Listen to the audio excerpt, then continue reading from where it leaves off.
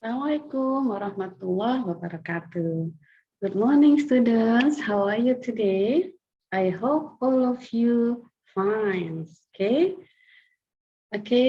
Welcome back to Miss Ida. I'm your English teacher. Okay, students. Today we will learn about obligation and suggestion. Selamat pagi anak-anakku sekalian. Dari kelas 8A sampai 8G. Oke, ketemu lagi sama Miss Ida ya. Gimana kabarnya? Insya Allah baik semua ya. Oke, hari ini kita akan belajar tentang obligation and suggestion. Apa itu obligation and suggestion? Yuk, kita lihat PowerPoint-nya ya.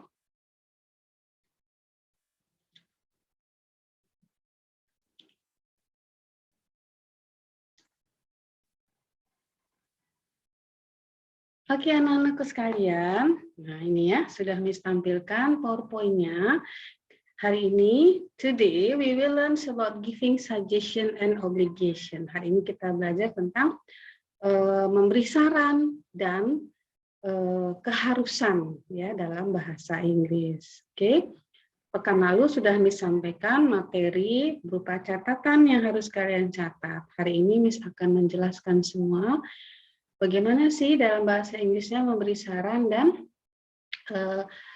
memberikan keharusan ya dalam kalimatnya. Oke, lanjut ya Naya. Nah, ini bentuknya adalah seperti ini dalam bahasa Inggris. Kalau suggestion itu adalah contohnya ini should ya Naya, saran ya.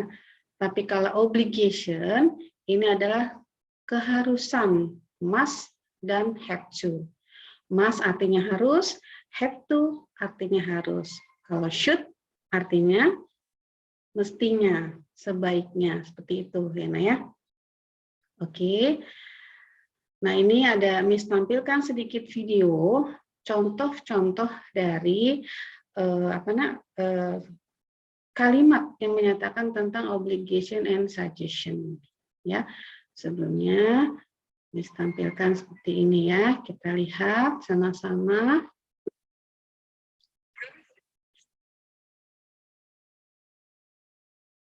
Oke.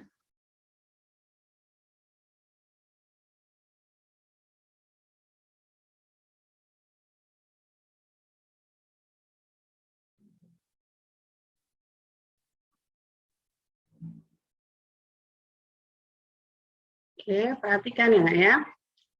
Perhatikan kalimat yang ditulis dalam video ini. Oke.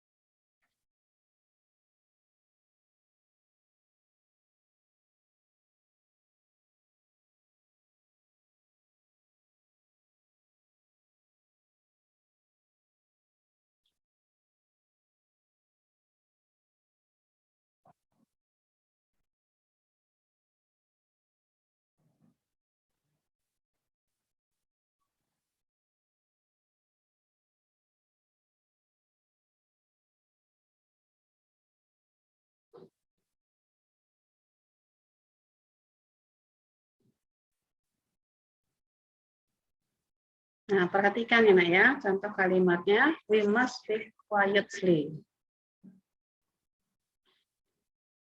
Next. Oke. Nah, ini contoh berikutnya. Ya. Dengan subjek yang berbeda. Kemudian ini bentuk negatifnya.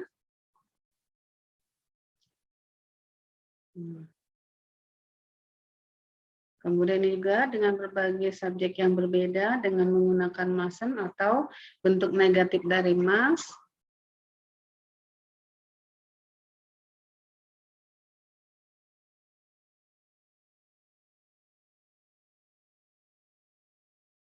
Nah, ini yang kemarin ya, kalimat yang sudah kita pelajari tentang can. Oke, bye. Thank you.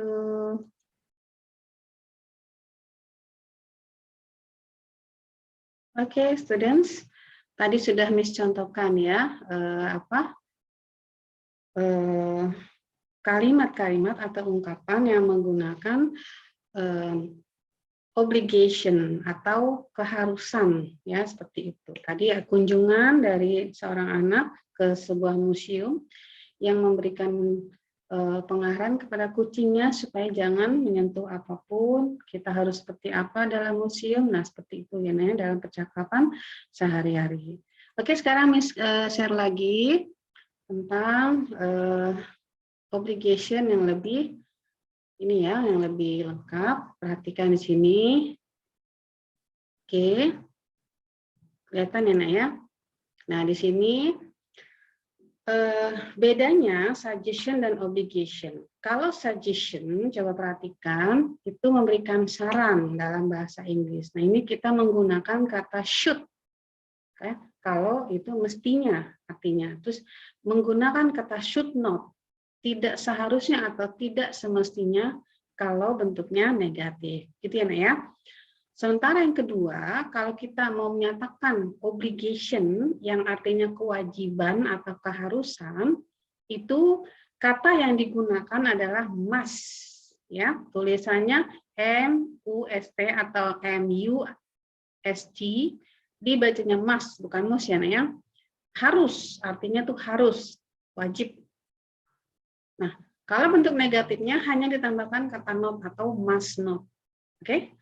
Sampai sini paham ya beda obligation and suggestion. Tadi suggestion artinya saran, menggunakan bahasa Inggrisnya adalah should atau should not, and obligation itu artinya wajib atau keharusan yang menggunakan kata must dan must not. Oke, sekarang kita lihat slide berikutnya. Nah, di sini Miss kasih contoh kata should tadi yang sudah Miss jelaskan ya, nah, digunakan untuk memberikan saran ya, atau suggestion. Yang namanya saran artinya sifatnya tidak wajib ya, berbeda dengan yang tadi yang obligation, kewajiban atau keharusan. Nah, sekarang kita lihat polanya.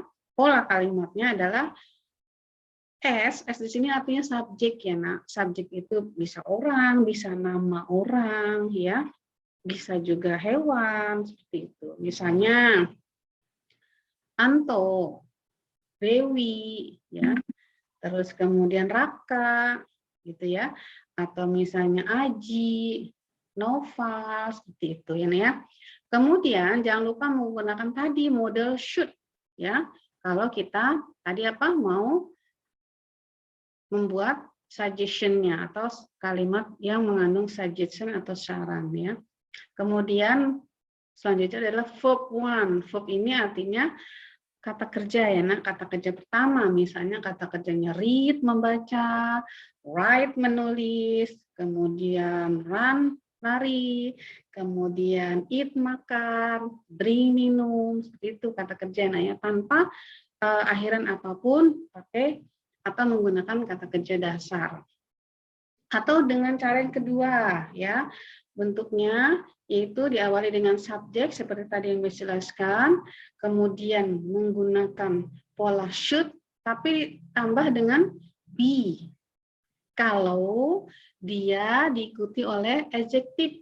Apa itu adjektif? Itu adalah kata sifat, misalnya sad, sedih, happy, gembira ya. Kemudian angry, marah, nah itu adjektif ya, Nak. Atau dia diikuti dengan kata benda, noun, ya. Kata benda apa itu? Kayak book, buku, kemudian apalagi glass, gelas, bag, tas, ya, pen, pulpen, nah itu semua kata benda. Atau diikuti oleh adverb, yaitu keterangan, kata keterangan, misalnya quickly, dengan cepat, ya.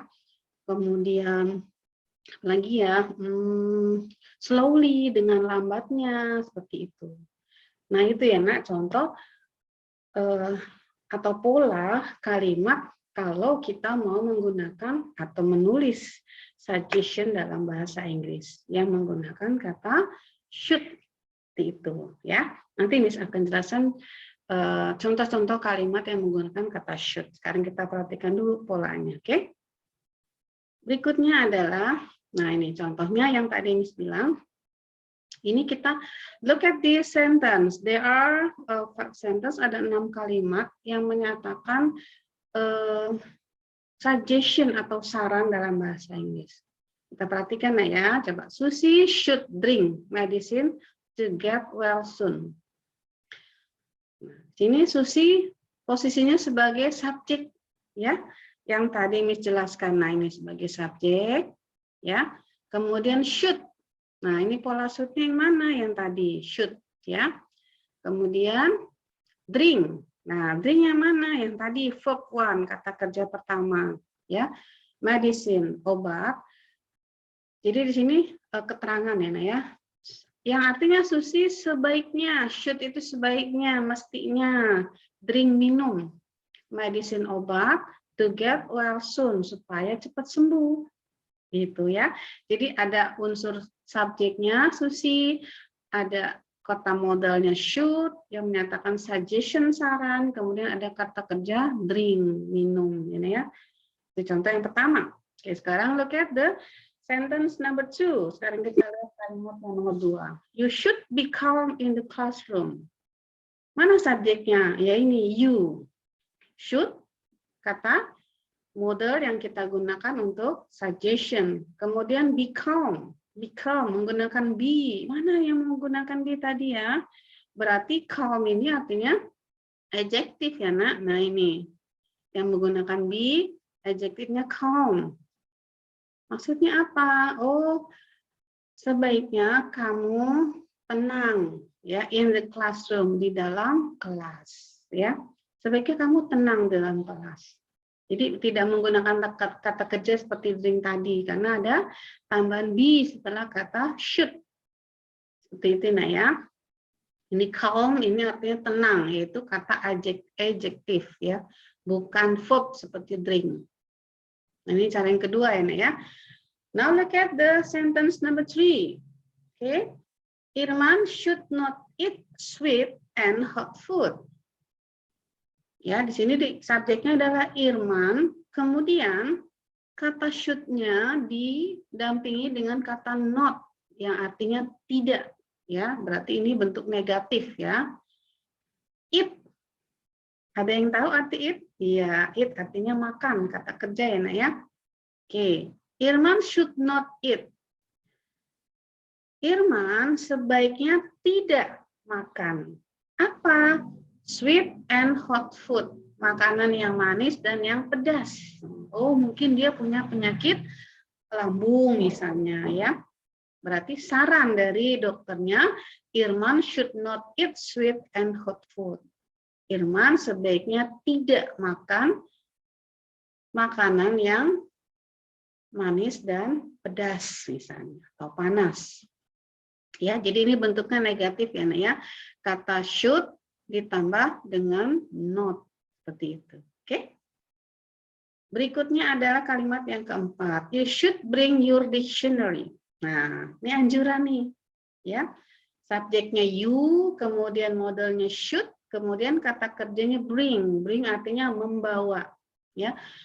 Kamu sebaiknya membawa kamus kamu.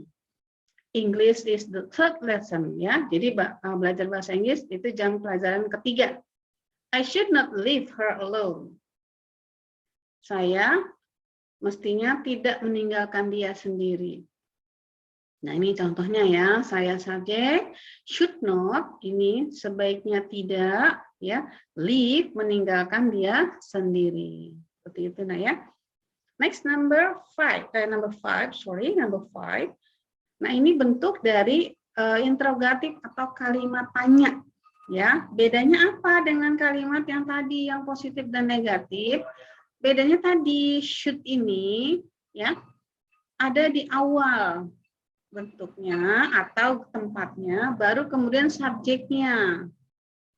Itu ya, Nak, baru kata kerjanya. Nah, ini contohnya, should Gibran do the homework? Apakah sebaiknya Gibran mengerjakan PR? Nah, gitu ya pertanyaannya. Boleh dijawab yes, boleh dijawab no. Kalau jawabannya, oh iya, Gibran harus sebaiknya ngerjain PR. Apa jawabannya? Yes, he should. Kenapa ini he?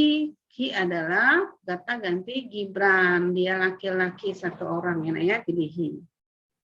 Kalau misalnya, oh dia nggak mesti kok ngerjain PR, berarti jawabannya no, he should not. Oh tidak, dia nggak usah kok, nggak usah ngerjain PR. Nah itu contoh ya. Berikutnya adalah kalimat interrogatif yang kedua, should we go to the beach? Kata should-nya di awal, baru subjeknya, baru kata kerjanya. Apakah kita mesti pergi atau seharusnya ke pantai? Kalau jawabannya, oh iya, seharusnya kita ke pantai. Baru jawabannya, yes, we should. Tapi kalau tidak, oh nggak usah deh. Kita nggak perlu kok ke pantai. No, we should know. Itu ya. Jadi ini ada catatan, catatan di bawah yang kemarin kalian catat. Untuk membentuk kalimat negatif, kita menambahkan not setelah kata should. Yang tadi ya, nih. Ya, not setelah kata should. Ya, seperti itu. Lagi, not setelah kata should. Ya. Nah, untuk membentuk kalimat tanya, kita letakkan should di depan kalimat. Nah, tadi should-nya pindah ke depan kalau bentuk kalimatnya negatif. Oke? Next. Nah, ini ya. Sekarang yang suggestion sudah Miss paparkan dan jelaskan. Sekarang kita beralih ke yang kedua, ya, must, yang artinya harus atau wajib. Jadi sesuatu yang harus dilakukan dan dikerjakan. Kalau nggak dikerjakan ya ada konsekuensinya seperti itu, ya. Misalnya contoh untuk yang Muslim kita harus sholat 5 kali sehari, itu wajib, must. We must pray 5 times every day, contoh seperti itu. Atau yang Nasrani, misalnya we must go to the church every Sunday. Kita harus pergi ke gereja setiap minggu. Nah, itu untuk yang Nasrani misalnya. Itu contoh ya. Atau bagi yang Buddha, we must go to the temple. Ya. Every Sunday misalnya. Kita harus pergi ke kelenteng misalnya setiap minggu. Jadi ada kewajiban. Nah, ini contohnya yang kata yang digunakan. Nah, kita lihat polanya hampir sama dengan yang should, ya, yaitu diawali dengan subjek, kemudian model must yang digunakan. Kalau tadi kan should, kemudian verb one atau kata kerja pertama, sama seperti tadi ya, atau dengan cara yang kedua, subjek, kata must diiringi dengan kata be, tapi kalau dia diikuti oleh adjektif, kata sifat, noun, kata benda, atau adverb keterangan. Ya. Untuk negatifnya gimana? Oh sama seperti yang should tadi, hanya menambahkan kata not ya setelah must. Kemudian kalimat negatifnya, kalimat tanyanya juga kata must-nya di depan, ya seperti tadi should yang di depan. Oke, jadi bedanya itu aja ya. Satu tadi suggestion menggunakan should, kalau obligation menggunakan must. Oke, sekarang kita lihat contohnya ya. The sentence number 1. Robert must wear his OSIS uniform on Monday. Nah, Robert posisinya sebagai subjek. Kemudian must wear kata kerja pertama, ya. Jadi Robert harus atau wajib memakai seragam OSIS kapan? On Monday, setiap hari Senin. Karena ada upacara mungkin ya seperti itu. Atau bentuk kalimat negatifnya, coba lihat in the next sentence, di kalimat berikutnya ya, you must not put on sandal. Ya. Kamu tidak boleh pakai sandal selama pelajaran di sekolah. Ya, tidak boleh berarti harus pakai sepatu, nggak boleh pakai sandal. Atau ini yang nomor 3, lihat. They must not be noisy in the classroom. Mereka tidak boleh berisik di dalam kelas. Atau yang keempat, she must be on time. Dia harus tepat waktu. Berarti wajib, nggak boleh telat ya. Nah ini bentuk interrogatifnya, nah ya, kalimat tanyanya. Must we obey? Ya, kata must di awal, baru kemudian subjek. Ya, must we obey the school rules? Haruskah kita mematuhi peraturan sekolah? Kalau seandainya harus, oh yes, we must. Oh iya, kita harus, we, ya, baru must-nya di sini. Atau oh kayaknya enggak deh, no, we must not. No, we must not. Oh enggak, seperti itu. Nah gitu nah ya, penjelasan tentang bedanya should dengan must. Untuk pola kalimat itu sama, ya. Oke. Nah, ini Miss kasih contoh. Ini adalah, kita lihat di sini, nah ya, yang terakhir. Nah, ini ya, contoh, ya. Dialog, suggestion atau saran, atau dialog. Yang kedua, obligation atau kewajiban, ya. Contoh nih, antara Yanuar dan Santi. Yanuar bilang begini sama Santi, San, why don't you join us to do math homework? Kok kamu nggak gabung ya, nggak bareng ngerjain PR matematika? Kata Santi, sorry Yan, I have a toothache. Aduh, maaf ya Yan, saya lagi sakit gigi nih, kata Santi. Terus Yanuar bilang lagi, really? Masa? You should go to the dentist, San. Bener nih, berarti kamu harus atau mesti mendingan ke dokter gigi. Karena melihat kondisi Santi yang sakit gigi, Yanuar menyarankan kalau bisa Santi ke dokter gigi. Santi bilang, Santi bilang saya takut. Kemudian Yanuar bilang, it will be better that you feel it for days and weeks. Mendingan ke sana ya daripada ngerasain sakit berhari-hari dan berminggu-minggu. Seperti itu ya.